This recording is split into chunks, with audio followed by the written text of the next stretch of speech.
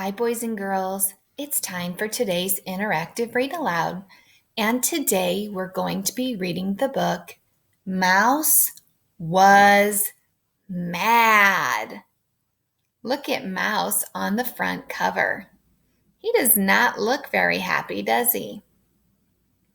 This is the next book in Text Set 20, Understanding Feelings. Linda Urban is the author of this book, and Henry Cole is the illustrator. So the author writes the words, and the illustrator draws the pictures. How can we tell that Mouse is mad, boys and girls? We can tell from the title. We can tell from the picture of Mouse on the front cover of the book. In this story, Mouse is mad, but he's not sure what to do about it. What do you do when you're mad?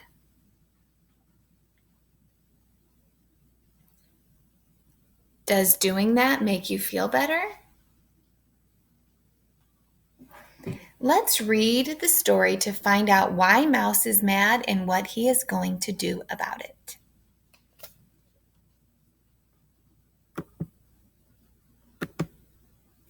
Mouse was mad. When we look through the front cover, or the title page, and the end papers, you see all these different emotions of Mouse. Look at his face in each picture. You can definitely tell he's mad.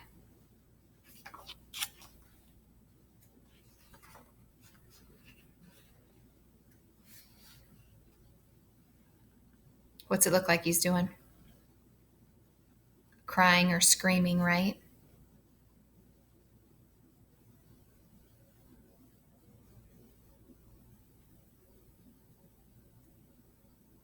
All right. Mouse was mad, hopping mad. You look ridiculous, said Hare. Mouse stopped hopping.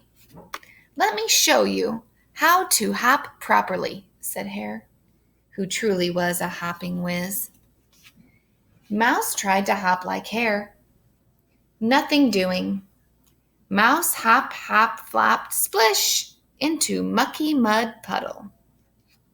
Into a mucky mud puddle. Mouse was really mad. Stomping mad. You call that stomping? Said Bear. Mouse stopped stomping. Stomping done right should result in the shaking of trees and the rumbling of earth, said Bear.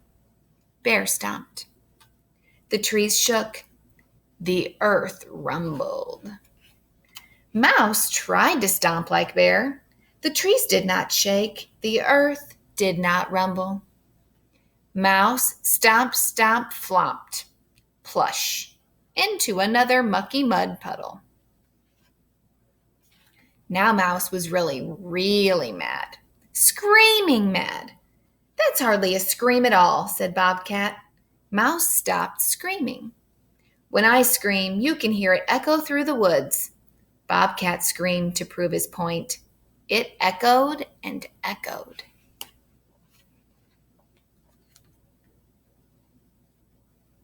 Mouse opened his mouth wide and let out the loudest scream he could manage. No echo. He tried arching his back like Bobcat, but lost his balance and fell, splash, into yet another mucky mud puddle. Okay, so we know he's very mad, and we have all these animal friends who are telling him how to get his anger out. Is it working? Not quite. Now Mouse was really, really, really, really mad. Rolling around on the ground mad. Pull your feet in, said Hedgehog. Mouse stopped rolling. The best rolling is achieved when the body is a perfect sphere. Hedgehog tucked in his nose and his feet and his hands. He was a perfect sphere. Boys and girls, what do you know that's a sphere? Yeah, a ball. Mouse tucked his nose and his feet and his hands. He was not a perfect sphere, but he was close. He pulled in his tail and rolled around and around. Sploosh! Into the muckiest mud puddle of all. Now Mouse was really, really, really, really mad. Standing still mad. Mouse did not hop. He did not stomp. He did not scream or roll on the ground. He stood very, very still.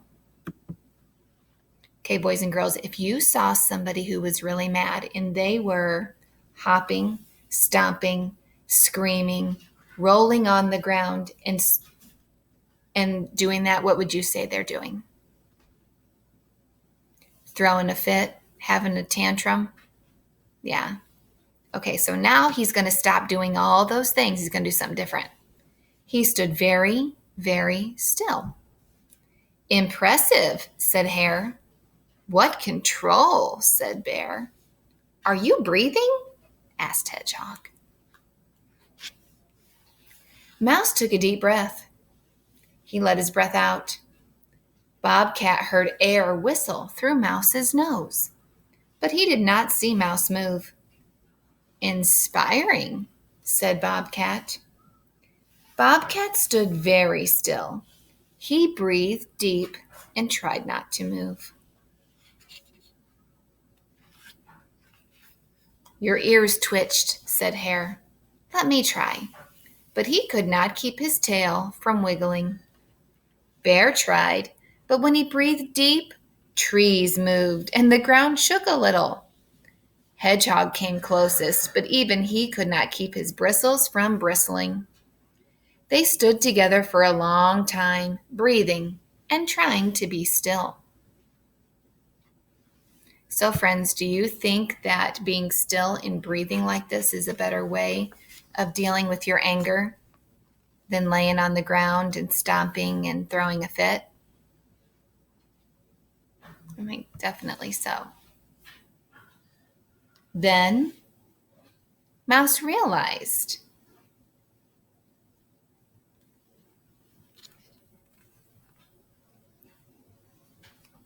There we go. Then Mouse realized he was no longer mad. I feel better now, said Mouse. You look better now, said Bear. But you need a bath, said Hedgehog. Good idea, said Mouse. Splash. He looks much happier, doesn't he? And look at the end papers. They look very different from the beginning of the book, don't they?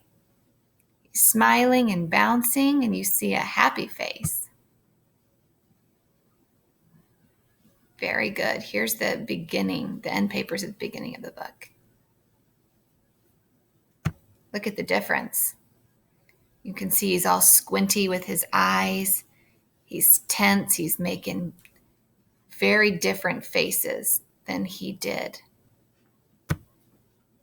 at the end of the book. All right, so let's talk a little bit about our story. Think about the things Mouse did when he was mad. What different things does he do?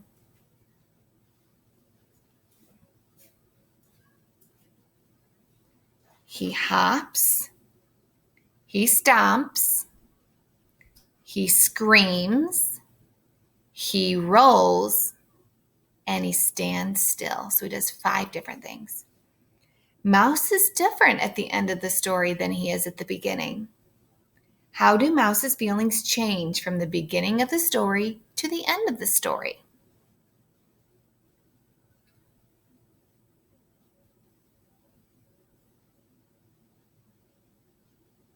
At the beginning of the story, he is very mad. And he tries all different ways to get his anger out, but it just doesn't seem to be working. At the end of the story, is he mad or has he calmed down? Yeah, he's calm and he's hopping happy at the end. Boys and girls, could this story take place in real life? No. Why not? Yeah, animals don't really talk, do they? But do you think that a person could maybe have the same feelings as the animal in this story, as the mouse? Yeah, definitely. What happens every time Mouse copies one of his friends? Yeah, he just doesn't do it the same as them, does he? And where does he end up every time? Yes, every time at the end, he ends up in a mud puddle. Why do you think the author makes the mouse end up in a mud puddle every time?